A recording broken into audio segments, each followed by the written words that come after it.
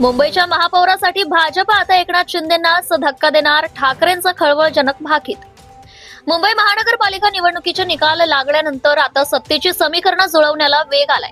मात्र याच काळात शिवसेना उभाटा पक्षप्रमुख उद्धव ठाकरे यांनी एक अत्यंत मोठा आणि खळबळजनक दावा केलाय. भाजपाने ज्याप्रमाणे आमचा पक्ष फोडून मुख्यमंत्री केला, त्याचप्रमाणे आता मुंबईचा महापौर करण्यासाठी ते एकनाथ शिंदे यांचा पक्ष फोडतील, असं भाकीत उद्धव ठाकरे यांनी वर्तवलंय. निवडणुकीनंतर पहिल्यांदाच पत्रकारांशी संवाद साधताना ठाकरे यांनी हा दावा केलाय. महापालिकेतील सत्तेचा पेच आणि ठाकरेंचा टोला. मुंबई महानगरपालिकेत बहुमतासाठी 114 हा आकडा आवश्यक आहे.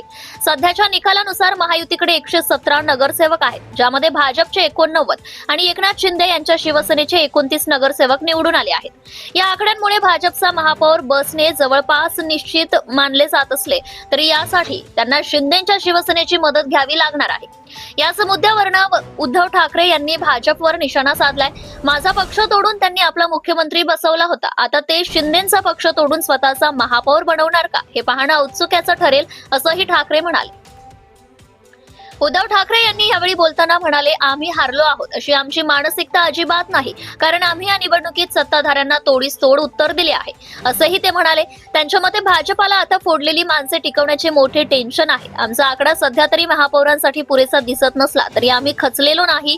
आमच्या पराभवाला तेज आहे तर त्यांचा विजय हा डागाळलेला आहे, अशी टीका त्यांनी यावेळी केली आहे.